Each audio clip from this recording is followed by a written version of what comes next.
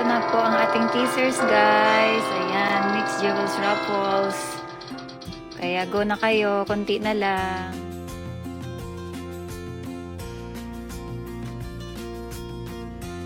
Hello mga kababayan ko, it's unboxing time. I'm so happy na natanggap ko itong napanalunan ko sa Myk'z Jewels Raffles na pag-aari ito ni Luna Galindo. Ito ay nangyari noong November 28. At nanonood lang ako para lang tignan kung paano mag-grow ang isang Facebook page through live selling o kaya sa Raffle. So actually, it's more of a study for me. Hindi talaga inaasam na manalo. Of course, bumili ako ng ticket sa isang programa ni Luna Galindo.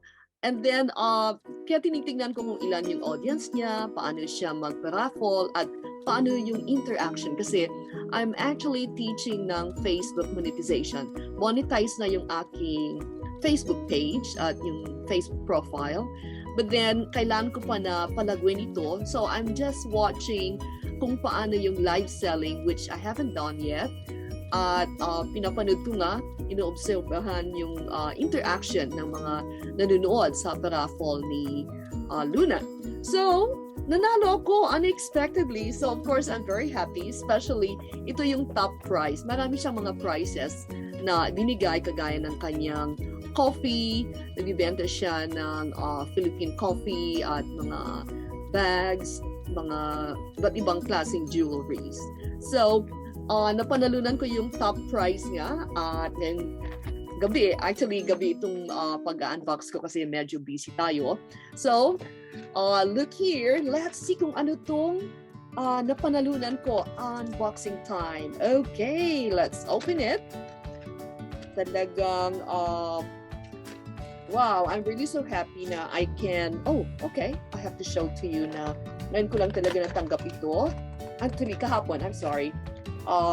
It's midnight na actually ngayon, so it's hard to say good morning kung nasa Philippines yung nanonood. Bali, sa amin morning na. Okay, very good. So, da-da-da! First off, meron pang sinamang itong keychain. Nakalagay, I love Davao. Thank you, Ma'am Luna. I saw your video na kung saan ay nagkaroon kayo ng mission sa Davao. You're really such a very wonderful lady, tumutulong sa mga less fortunate na kababayan natin sa iba't ibang parte ng Pilipinas. So, thank you so much. I love Davao. Very good. I've been to Davao for I think once, about 35 years ago, I think. So, it's been a long time. Yay! Ito na yung akin na panalunan, dalawa. So, let's see. Sa advertisement, it's actually 18 karat at wow, beautiful. Wow. Bali, sorry, dapat itaas ko po. So, 18K18. K, Japanese gold ito. Wow! Kita nyo ba na? Let's see. It's actually 14,000. And yung isa naman, buksan natin. You know, meron tayong kasabihan na it's not the price, but it's the thought of it. Okay, and this one, I believe it's also another 14K. So, we have this 18 karat Japanese gold. Okay, suot natin. Mahilig ako sa my shade of yellow. Bata pa ako, mahilig na ako ng yellow color. Wow, it's so nice. So, meron na akong pang Christmas events. At ang yung lingkod ay actually isang international correspondent ng Bombo Radio. Palagi sa Bombo Radio Dagupan, kuminsan sa Bombo Radio Tugigaraw, and then sa Jensen, at sa iba't ibang stasyon pa.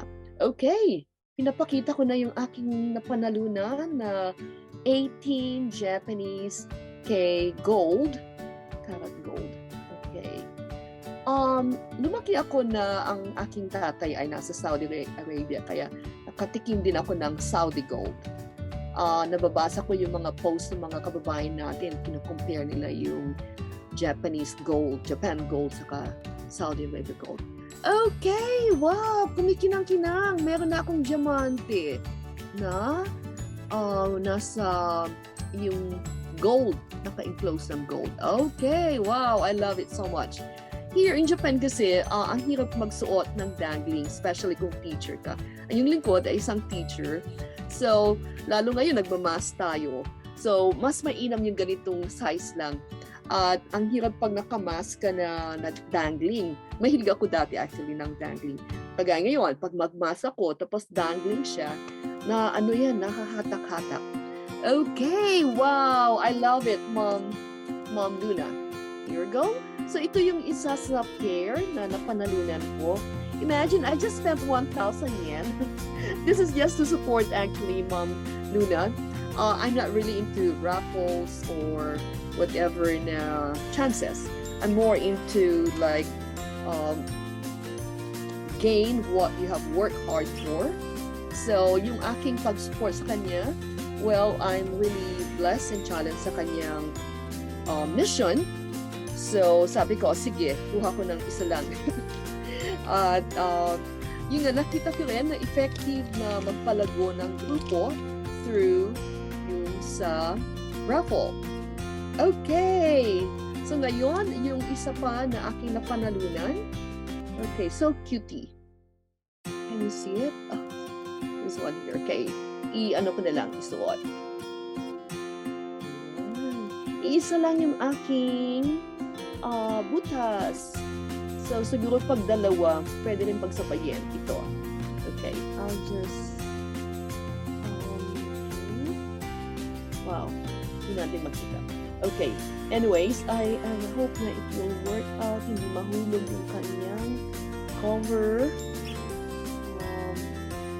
There were instances na nahuhulog yung aking cover. Like, okay, just a moment. Tignan natin para sure siya. Like, nung nag-travel ako sa northern part ng Japan, nawala ko actually na aking pearl earring. Ngayon napalitan. Oh, I just realized it. Na itong pagkapanalo ko, napalitan yung aking pearls. Okay, ganyan muna. There we go. Wow. Actually, hindi ko na ilagay yung cover niya. And then, isa pa. Just to check. I hope na hindi siya mahulog. Hindi ko makita yung ano. Oh, okay. Madali lang isa. Tapos yung isa naman, I think, have to...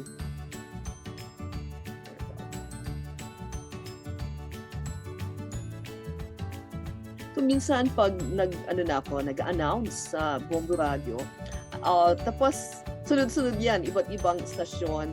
Kailangan ko lang na iba't ibang earrings. Actually, nagkukolek ako ng mga iba't ibang earrings. At yung isang favorite ko, yun nga nawala sa aking pagbiyahe ng around northern part of Japan to the central part. Okay, medyo mahirap itong isuot yung isa. Pero, okay. I think, temporary na. Yan! Okay! I hope nakikita nyo. Mapapansin yan mga students ko kasi I have this very funny student. The father is Singaporean, tapos yung mom niya is Japanese.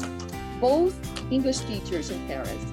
Every week, pinapansin ng batang lalaki, 4 years old siya. Titignan niya yung ears ko. So, every week, iba-iba yung aking sinusuot. One day, hindi ko na ilagay yung isang ears. Tapos sabi niya, where's the one in your ears? I cannot see something. Sabi niya, tapos natawa nila ako kasi pinapansin yung bata every lesson time. That's every Saturday. Ito yung aking pearl earrings na nawala yung kanyang kapair. So ngayon, mas maganda pa yung kapalit. Actually, nasasayangan ako kasi pearl ito. Ngayon, nagkaroon naman ako ng diamond. Ng my gold. Ito naman ay silver and pearls. But this time, thank you, Ma'am Luna. I love it. And I hope the Lord will bless you more sa ginawa mo sa akin ngayon na nawala ko ito tapos na napalitan naman, nanalo ako sa inyong raffle. Okay, so Merry Christmas to you, and I hope your next project, you have this concert, charity concert sa December 18th. I hope many people will join and you will have a wonderful time sa lahat ng mga mag-a-attend. Okay, that's it for my unboxing sa aking napanalunan na 18K Japanese gold. Dalawa siya. May itong suot ko ngayon ng maliit at itong dangling. Okay, that's it for now. Bye. God bless.